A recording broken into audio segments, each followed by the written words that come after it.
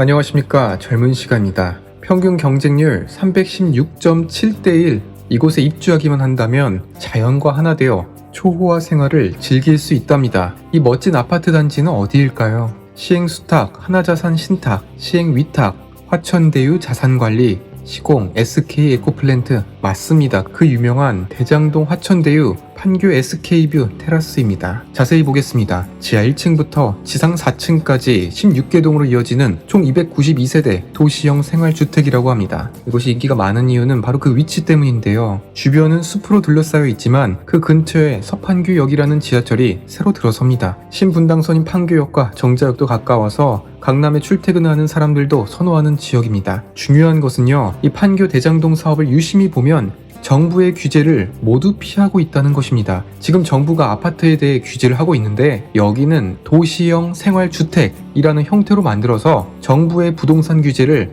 모두 면제했다는 것입니다. 신기하게도 9월 24일 오늘이 판교 SK뷰 테라스 청약 당첨자 발표 날입니다. 그러니까 이 당첨자들을 살펴보면 또 다른 비리들이 나올 수도 있습니다. 그러니까 이재명에게 이 대장동 화천대유권은 덮을래도 덮을 수가 없는 상황입니다. 괜히 평균 경쟁률이 316대1이 아닙니다. 다음으로 천화동인 주주를 보겠습니다. 맨 아래에 천화동인 7호는 1000만원을 투자해서 배당금으로 121억 원을 챙겨갔습니다. 여러분들, 테슬라니 비트코인이니 의미 없습니다. 1000배 수익을 버는 사람은 따로 있습니다. 이 7호는 대주주 김만배와 같은 언론사 출신 후배로 알려졌습니다. 이름은 만배인데 1000배밖에 못 가져갑니다. 부동산 등기부 등본이 대중에 공개되었습니다. 받은 120억으로 부산에 2층짜리 건물을 사들입니다. 등기부 변동사항을 보면 2020년 9월에 매매를 했는데 그 소유주가 주식회사 천화동인 7호라고 딱 적혀 있습니다. 빼도 박도 못하는 증거 아니겠습니까? 이 좌파들은 그렇게 부동산을 적폐로 보면서 정작 자신들이 돈이 들어있는 순간 사는 것이 바로 건물입니다. 그렇게 사들인 2층짜리 건물 사진입니다.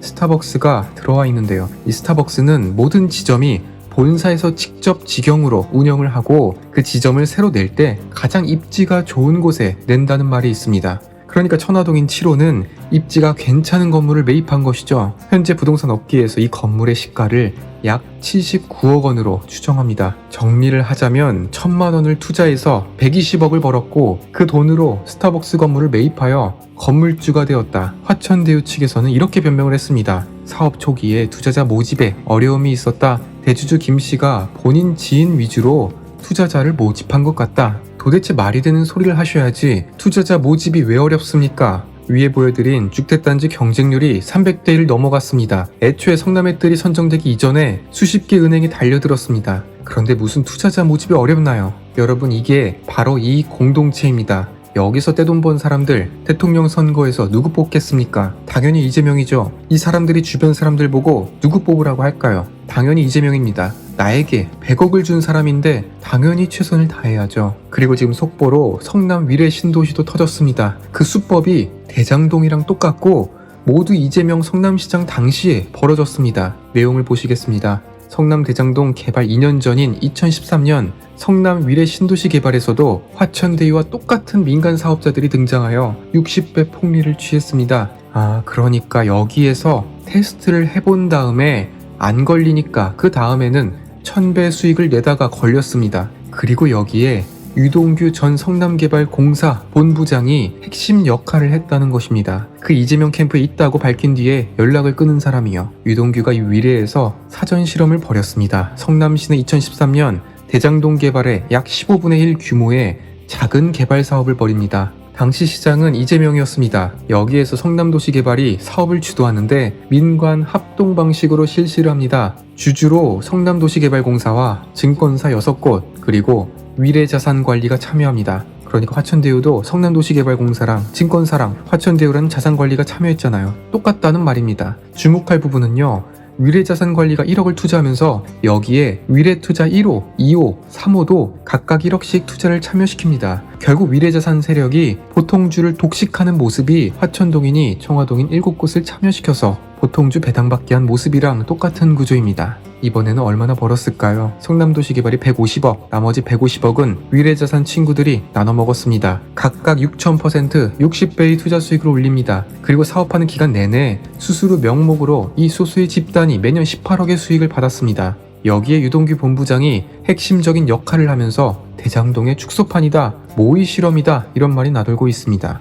왜 그런가 하니 위례투자 1호, 2호, 3호 소유주 중 일부는 지금 난리가 난 대장동 사업자들과도 밀접한 연관이 있는 것으로 드러났기 때문입니다. 이번 화천대유 성남 위례 사건은 단순하게 부동산 비리로 끝날 문제가 아닙니다. 도대체 직원 몇 명 되지도 않는 그 작은 회사에 언론사, 검찰총장, 대법관, 정치인까지 끼냐는 말입니다. 고민정이 이렇게 말을 하더라고요. 대장동은 국민의힘 게이트인데 특검을 요구해서 답답하다. 아니요, 제가 더 답답합니다. 국민의힘 게이트면 민주당에서 들고 일어나야 하는 것 아닙니까? 왜 국민의힘이 문제를 제기하고 특검을 주장하고 민주당은 변명만 하고 있습니까? 그렇게 국민의힘 악재만 나오면 신나게 물어뜯으시는 분들이 어째서 이렇게 조용하냐고요. 여기에 대해서 금태섭 의원이 시원한 답변을 내놓았습니다. 이재명은 제2의 조국이다. 곤란한 지경에 놓이면 질문은 멋대로 만들어서 동문서답한다고요. 맞는 말 아닙니까? 조국 청문회 때 그 언행 불일치를 볼 수 있지 않았습니까? 이 동문서답은 공인에 대한 정당한 문제 제기를 하는 사람들을 바보 취급하는 것이라고 직격탄을 날렸습니다. 전후 맥락을 모르는 사람들이 보면 마치 이재명이 억울한 사람으로 보이고 지적한 사람만 바보로 보인다고요. 금태섭 의원은 말합니다. 지금 대장동 개발과 관련해서 많은 사람들이 궁금해하고 의문을 갖는 것은 두 가지이다. 도대체 무슨 이유와 경위로 화천대유 사람들이 3억 원으로 4천억 배당을 받아갔냐? 두 번째로 그 대박을 난 회사에 어떤 경위로 이재명 지사의 선거법 위반 사건에 무죄 의견을 낸 전직 대법관이 법률 고문으로 있는 것이냐? 이 두 가지 질문에 대해 이재명은 답을 피하고 있다고요. 결국 본선에서 이재명이랑 톤을 붙게 되면 무조건 야당이 이길 수밖에 없습니다. 이재명은 기껏해야 윤석열 후보에게 고발 사주라는 이미 다 끝난 소재를 들먹일 것인데 화천대유는 이재명의 꼬리에 따라붙을 평생 가는 소재입니다. 뭐 시간이 가면 잠재울 수 있겠습니까? 이재명은 이렇게 변명했습니다. 해당 사업은 리스크가 크기에 수익도 크다고요. 그러나 금태섭 의원은 정반대 의견을 내놓습니다. 본인이 검사 출신으로 볼 때 대장동 개발은 토지 작업, 인허가 리스크가 사실상 없는 사업이다. 여기 특정 업자가 1000배가 넘는 이익을 차지한 것은 분명히 이재명의 작업이 필요했다고요. 이재명 총괄 선대본부장인 박주민은 이 사안에 정치적으로 소모되는 건 결단코 반대합니다. 그러면서 곽상도 의원의 아들이 근무했다고 공격을 합니다. 그러니까 다 진상을 파악하기 위해서 특검을 하자고요. 지금 어느 야당 후보가 검찰이 수사권을 폐지시켜야 한다고 주장을 하는데 이번에 검찰이 권순일 대법관 수사에 착수했습니다.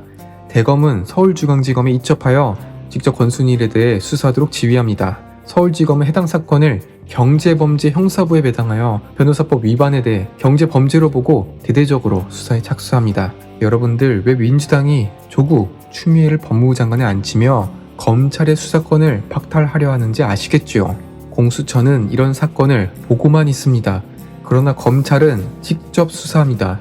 우리나라가 아무리 부패하고 문제가 많더라도 검찰이라는 이 소수의 집단 덕분에 사회가 돌아가는 것입니다. 도둑은 경찰이 부패했다면 욕을 하지만 국민은 경찰을 믿고 살아가는 것입니다. 이재명이 지금까지 지지율이 30%가 나오는 것은 이해가 안 가지만 다른 말로 풀이하면 앞으로 떨어질 일밖에 남지 않았다는 것입니다. 제가 감히 예상하건대 야당이 20% 넘는 표 차이로 압승을 하리라 생각합니다. 지금까지 시청해주셔서 진심으로 감사드립니다.